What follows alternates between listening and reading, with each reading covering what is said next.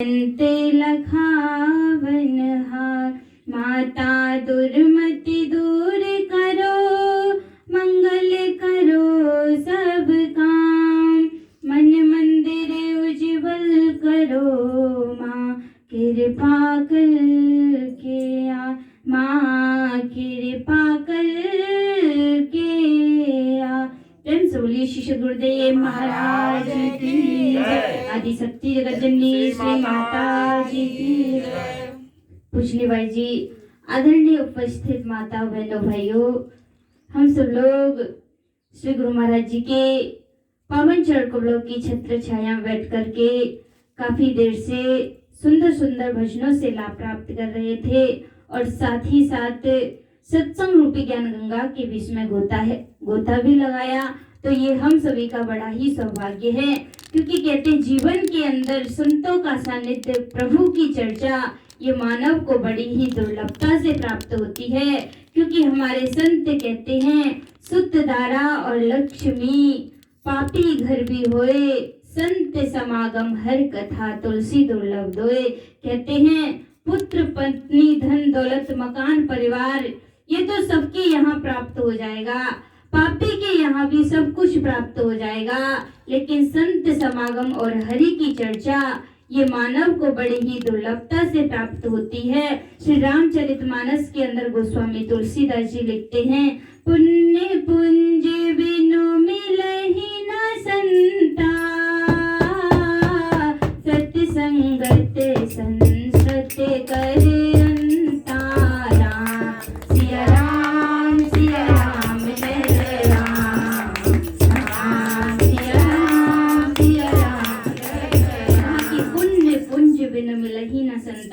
कहते जब हमारे पुण्यों के ढेर इकट्ठे होते हैं तब हमें जीवन के अंदर ज्ञानी संत मिलते हैं, और जब हम संतों के द्वारा सत्संग को प्राप्त करते हैं तो हमारा जो सोया हुआ विवेक है उसकी जागृति होती है। तो कहते प्रभु परमात्मा ने हम सभी के ऊपर बहुत बड़ी दया की, जो हमें जीवन के अंदर सत्संग की प्राप्ति हुई और हमें मानव का चोला भी प्रदान किया। और कहते जो इस चोले को प्राप्त करके सत्संग रूपी ज्ञान गंगा के बीच में गोता नहीं लगाता, तो उसके लिए कहा सत्य संग की गंगा है तो इसमें लगा ले गोता, सत्य संग की गंगा है तो इसमें लगा ले गोता, वरना इस दुनिया से तू जाएगा, एक दिन रोता फिर पछताएगा, कोई न साथी तेरा साथ निभाएगा, छोड़कर संसार जब तू जाएगा, कोई न साथी तेरा साथ निभाएगा। प्रभु का भजन किया ना, सत्संग किया ना दो घड़ियां, प्रभु का भजन किया ना, सत्संग किया ना दो घड़ियां, यमदूत पकड़ कर तुझको ले जाएंगे, रंजनियां कौन छुड़वाएगा, कोई न साथी तेरा साथ निभाएगा, छोड़कर संसार जब तू जाएगा, कोई न साथी तेरा साथ निभाएगा। कहा कि सत्संग की गंगा है ये, तू इसमें लगा ले गोता, वरना इस दुनिया से तू जाएगा एक दिन रोता। कहते फिर जो है जब हम इस संसार से जाएंगे तो हमारा कोई भी साथी साथ निभाने वाला नहीं, और जो जीवन के अंदर हमने अपना समय सत्संग के बीच में दिया, प्रभु परमात्मा की चर्चा के बीच में दिया, यही हमारे जीवन में साथ निभाने वाला है। तो कहते जब प्रभु परमात्मा ने हमें ये जीवन दिया है, मानव का शरीर दिया है, और इस शरीर को प्राप्त करके हम उस प्रभु परमात्मा की चर्चा से दूर रहते हैं, संतों की संगत से दूर रहते हैं, लेकिन कहते जब जीवन के अंदर हम ज्ञानी संतों के सानिध्य में बैठते हैं तो मानव एक ना एक दिन अपने जीवन के लक्ष्य को प्राप्त कर लेता है, और लक्ष्य को प्राप्त करके एक ना एक दिन अपनी मंजिल को भी प्राप्त कर लेता है। क्योंकि कहते हैं जब तक हम ज्ञानी संतों की शरण में नहीं जाएंगे तब तक हम अपने जीवन के लक्ष्य को हासिल नहीं कर सकते, क्योंकि हमारे संत कहते हैं इस संसार में आने का हमारा क्या मकसद है और हम इस संसार के बीच में किस लिए आए। तो हमारे संत कहते हैं आने का जमाने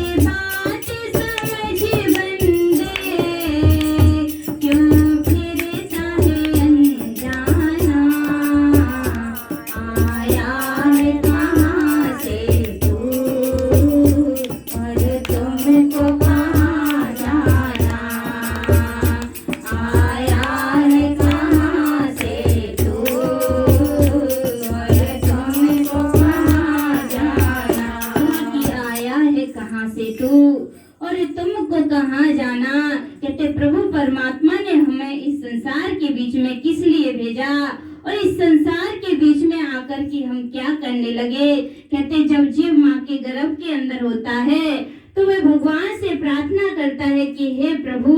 मुझे इस नरक कुंड से बाहर निकालो, मैं बाहर आकर तेरा ही ध्यान करूंगा। लेकिन जीव जैसे इस संसार के बीच में आता है और जैसे जैसे बड़ा होता है वह उस वायदे को भूल जाता है और इस संसार की माया मोह में भटक जाता है। कहते जो मार्ग हमें प्रकाश की ओर ले जाएगा, जो मार्ग हमें भव से पार लगाएगा, उस मार्ग से मानव विचलित हो जाता है, भटक जाता है और माया के मार्ग में मानव चल देता है। लेकिन ज्ञानी संत होते हैं वह हमें जगाने के लिए आते हैं, इस माया मोह की नींद से जगाने के लिए आते हैं। लेकिन कहते कोई धार्मिक जीव होता है वह संतों की बातों को सुनता है और उस पर चलने का प्रयास करता है, और जो मायावी जीव होता है वह संसार की उलझनों में ही उलझा रहता है। वह कभी भी अपने मन को प्रभु चर्चा के बीच में नहीं लगाता और ना ही अपने मन के बीच में प्रभु भक्ति करने का विचार करता है, क्योंकि भगवान भी कहते हैं जो व्यक्ति मुझे भजता है तो मैं भी उसको याद करता हूँ, और जो मेरी याद नहीं करता मैं भी उसको याद नहीं करता। जिस तरह से एक बाप के दो बेटे होते हैं तो एक पिता अपने एक बेटे को जायदाद का अधिकारी बना देता है और एक बेटे को नहीं बनाता। तो कहते जो पिता का आज्ञाकारी बेटा होता है पिता उसको ही जायदाद का संपत्ति का अधिकारी बनाता है। ऐसे ही भगवान के हम सब जीव हैं, और जब हम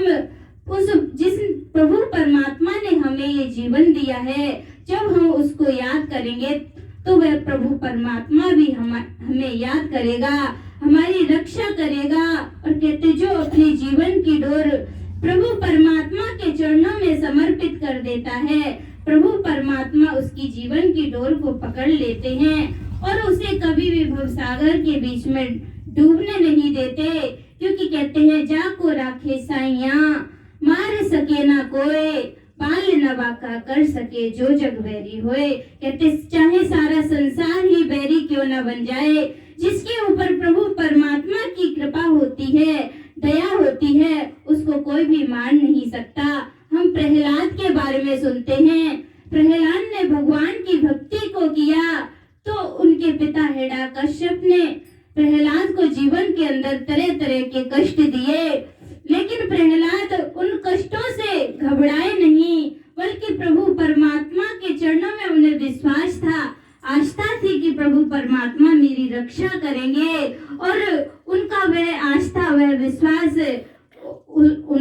है उनके जीवन की रक्षा की और खंबे को फाड़ करके उन्होंने दिखला दिया कि वास्तव भक्ति के बीच में कितनी शक्ति है। और जो जीवन के अंदर प्रभु की भक्ति को करता है उसी के जीवन में सच्चा आनंद आता है। जो संसार के बीच में अपने रिश्तों को जोड़ लेता है वह मानव जीवन के अंदर पग पग पर दुख उठाता है। इसलिए हमारे संत कहते हैं, प्रभु प्यारे से जिसका